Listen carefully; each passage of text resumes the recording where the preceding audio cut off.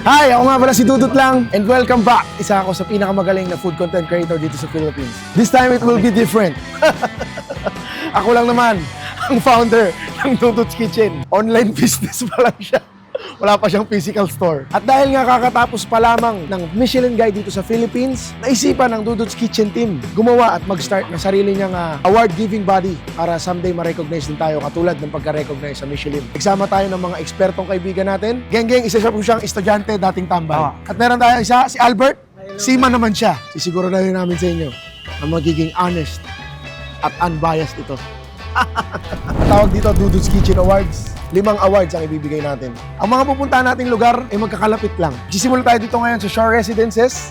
Makikita mo yan dyan, kakanan ka lang doon bago mo maabot yung globo nila. At andun na, makikita mo ang parking ng Shore Residences. Tara na, sa unang kainan at parang maano na yan, mausgahan. Itong mga parts na to, ako pa lang yata ang pinakaunang nito. Makakadiscover nito sa Pilipinas. Ngayon, isi-share ko siya sa inyo. Pag alam ko magugustuhan nyo rin kasi hindi naman ako magsabi ng pangit. Swerte yung pinakaunang restaurant kasi gutom na gutom pa kami. Ang first place na ating susubukan, The Aviary Cafe. Esta 2022. Wow. Pards, buksan mo. Tignan mo. Uy, beef tapa agad, Russian Pards. style for only 200. Parang may pagka-comfort food din to. Comfort kasi food. Asian. Uy, may service water agad. Water. Ma'am, hindi kami nagpo-food review Paano ka sa iba, ma'am? Ganun lang sa amin. Hindi niya halata nagpo-food review tayo. Tama, Pards. So ito guys, hindi natin kaya umorder na sobrang dami. Kasi abono ko pa ito. Tama, Pards. Iba-iba tayo dapat na-orderin para Tama, tikiman na lang. Ano sa'yo, Bert? Ito yung gochujang. Di ba Korean? Chicken gochujang. Oh, Korean yan. Korean. Gusto ko try yan, bro. Sige, ano ako? Rustic beef burger steak with gravy. How long is the waiting time here? 3 to 5 minutes. Oh, very fast food! Very fast. Very fast. Very fast. Now, let's make it different. We'll start with the dessert. No, just kidding. Okay, let's go. So, hindi ko alam kung ano nangyayari sa kusina nila. Bakit mabilis? Ay, kita ko rito, ang bilis kumilos, yo. Parang nakapas forward. The presentation. Presentation, very nice. Very creative. Sa 10 minutes, ang bilis. Tignan mo yung platings. Mahalata ka na kinadjudge mo. Dito sa dapat pasta, ibabalik. nako, mahirap ako ma-please dito sa pasta. Hanap ko dito al dente, dapat may bite yung pasta. Tapos, hindi masyadong rich yung sauce. Tuscan pasta to, so may tendency na magkakaumay. Makikita mo, yung salmon sa Tuscan pasta, very well cooked. Tama. Ha? Parang tayo lang yung nag-food review na share-share lang. Mango salsa salmon. Ibang variant naman ng salmon to. Sige, partner Albert, you try. So, dapat seryoso sila dito sa salsa nila. Bakit ka Tama. pa magmamango salsa kung hindi mo Mismo. naman si seryoso? Tama. Mismo. Tama. Try. Okay. Dapat poker face lang. Para sa akin ng burger steak, madaling gawin yan. Pag nagkamali ka sa burger steak, delikado yan. I mean, tunog. Partner, makikita mo naman dito, partner. Aw! Pula-pula pa. Ayun ang Uy, maganda. pula-pula. Kaya na kayo, hindi kami makapag-solo-solo kasi kahit yung budget mo. Share lang, bakit? Kayo mag-food review. Quality yun lang, bro.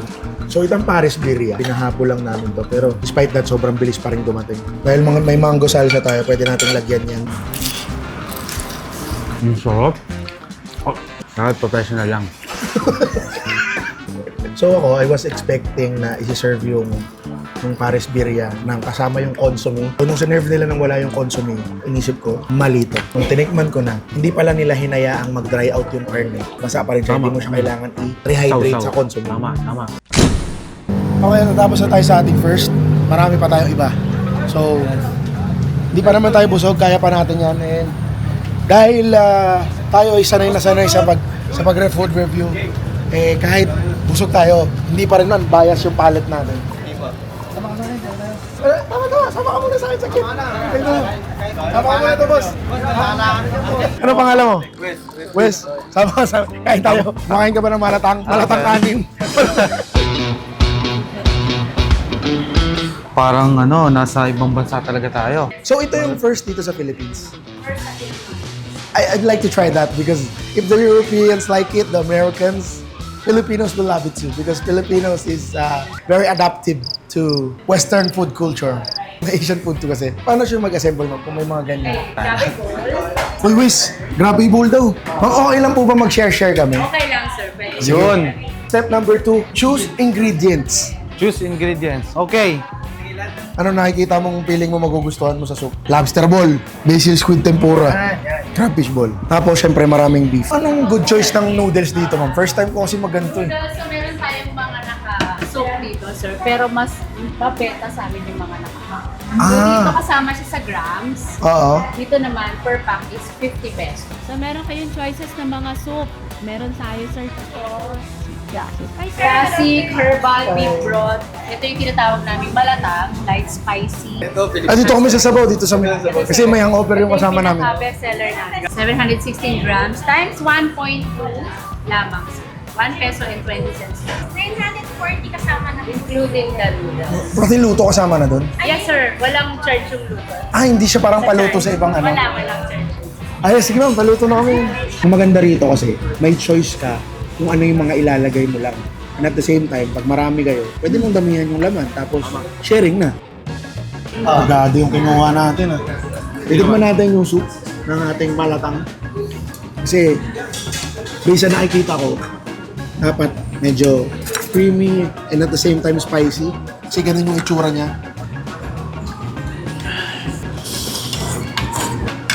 Uy, maganda yung napili mong noodles, pare. Bagay, bagay. Tama na, level 3 ka lang, parts. Feeling ko kung nag-level 5 ka, ewan mo na lang talaga. Yung level 3 parang pang mahilig na sa maanghang eh. Kasi baka level 5 pang mga extreme na eh. So yung mga baguhan lang sa anghang, level 2 lang kayo. Okay to pre, okay siya pang barkada pre. Maraming salamat Wes. Mag-iingat ka sa Bicol. Salamat sa pagsama sa Malatang. Mag-enjoy ka na. So for the next one, tinatawag tong one pot hot pot. Nakita niyo naman yung marbling ng ating beef. Dito sa one pot hot pot, hot pot lang talaga siya. Wala siyang grill. Meron tayong dalawang klaseng soup. Meron tayong Szechuan pepper na chili, manghang yan. And ito yung bone broth. So madami tayong gulay. And also marami rin tayong choices ng tawag dito, balls. Kakain na tayo. Okay, so tapos na tayo kumain kasi hindi ako pag-video kasi syempre yung videographer. Kailangan din kumain. Sobrang kompleto yung one pot kasi meron siyang hot section kung saan ready na yung mga pagkain. So may mga kanin, may mga prito, may sauce section, tsaka may juice section. Actually para siyang buffet na hot pot. So ayos din, panalo din. Lahat ng yun dito SMDC Shore Residences.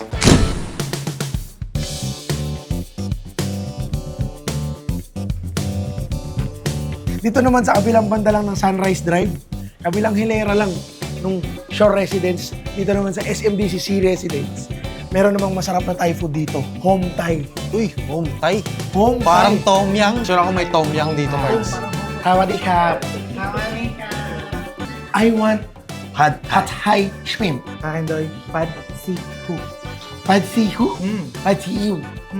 Akin, tom yum rice. Tom yum rice. Sawadee ka. Sawadee ka. Sawadee ka. Hapon ka.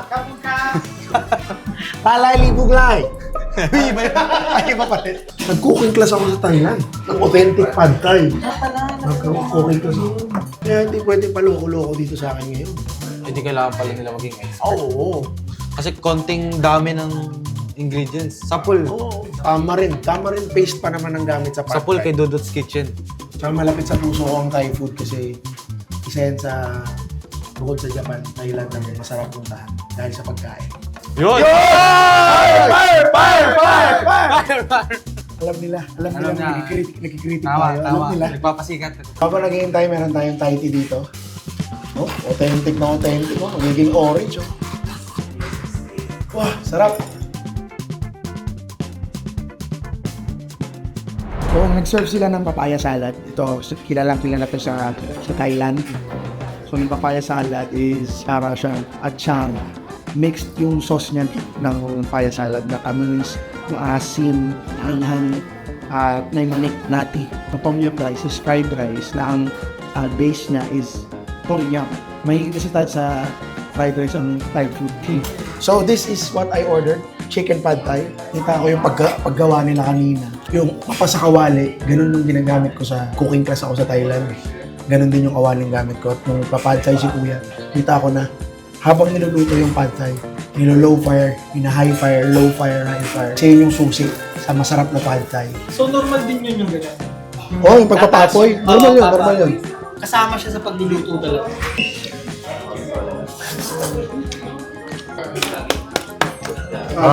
Ito naman din mo.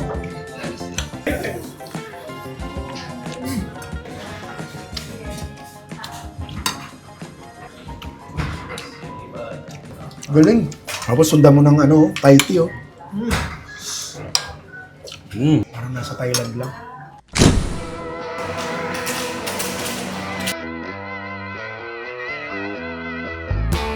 Bakit 6 doors, ma'am? Initially, kasi we're representing 6-meter countries or 6-meter cuisines. 6 doors. Ayos yun, Doy, ah. 6 cuisines, Doy, ah. Okay, we'll start with the ice cream. Kala ko, 6 na pintuan, binibilang ko yung isa. 2 pintuan lang. 6 na, ano, 6 na cuisine. Anim na kasi. Kanina pa yan kanina ko pa nakikita yun dun sa Kaya medyo may mga pare-pares tayo nakikita kasi lahat ng pinuntahan natin today is Asian. Meron kasing mini Korean grill at mini hot pot yung table. Pwede kang kumuha ng mga karne dito. Tapos, iihawin mo sa station mo. Table mo. Grabe yung roast beef. Kuha tayo niyan. Roast beef. 2 kinds of sauce, demi-glace, tsaka mushroom sauce. Dito tayo sa mushroom.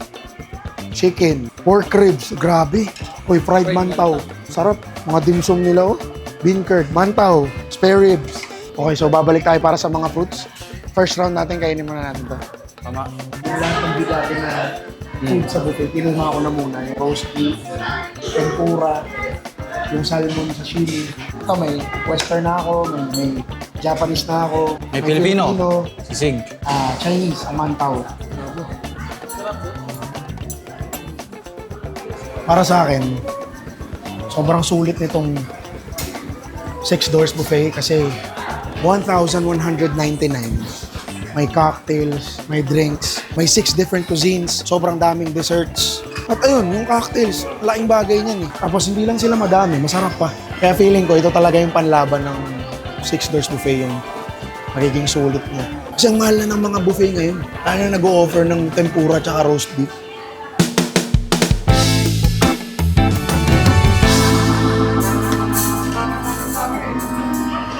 Ayoko na. Tama na. Bukas na yung awarding. I can.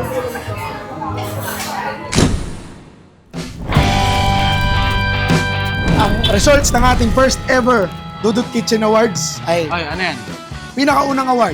Ay, Introduce ko sa inyo, May Dudut's pick na, Kitchen Tahimik Award. Bibigay natin tong award na to sa One Pot Hot Pot. Ay! Grabe yung quality ng meat. Pagkaluto ko ng karne, tapos subo, napatahimik talaga. Tapos, parang di na tayo nag-usap kasi pati editor, di na Pati, nakapag-shoot. pati editor, tahimik na, hindi na ako mag-video. Congratulations sa One Pot Hot Pot. Nakuha nyo ang Timing Award. Dudut's Kitchen Wallet Award is dun sa makikita nating sobrang sulit. Price, value for money. Hindi ka manghihinayang kasi tama. nakuha mo yung halaga ng binayaran mo. Tama. Ang Wallet Award will be given to 6 doors. Yes. Sa halagang 1,199 pag dinner and Tama. 999 pag lunch. Sobrang dami mo makukuha. Saka ang dami pagpipilian. Ang maganda pa dyan, pupunta ka dyan ng gutom. Lalabas ka dyan comatose. Tama. Next award is the Polaroid Award. Ito yung pagpasok mo pa lang sa lugar, ang ganda na ng itsura. Yung presentation ng pagkain, ang ganda. Ako mag-drum roll. The Aviary. Tama. Kasi sobrang ganda ng place. Sobrang ganda ng presentation ng food. Pero hindi naman porket presentation lang yung in-award na natin, hindi masarap. Masarap din siya. So congratulations, The Aviary from Shore Residences. At sumunod, ang ating Bilao Award ay mapupunta. Walang iba. Alam mo na to, Bert. Ay, alam ko na yan. Ano yan? Yang Goku pa. Yan! Yang Goku. Kasi Bilao Award, ina-award natin yan sa mga place Tama. na sobrang sulit pang sharing. Oo, kasi ang Mga dami. big portions. Bilang mo, 4 kami kanina, di pa naubos. Kaya congratulations, Yang Goku ng Shore Residences. Tama. At ang ating Dudut's Kitchen Star Tama. ay mapupunta walang iba kundi sa home tie ng C Residences. Dahil sa taglay nilang authenticity, Tama. overall experience, portion sizes, at syempre, flavor. Pagiging authentic nila talagang makikita mo na inayos talaga nila yung Thai cuisine nila. Ang At sarap. dahil doon sa sarap nila, napa-take out pa siya. Tinake out ko pa yung buntis ko na asawa. Tinake out mo pa, isa yun na yun. All in all, lahat sila maayos, lahat Maayos. sila masarap. Lahat ng na-experience natin today is na-enjoy namin. Tama. Congratulations sa lahat ng mga na-awardan dito ngayong Dudut's Kitchen Awards. At see you till the next Dudut's Kitchen Awards.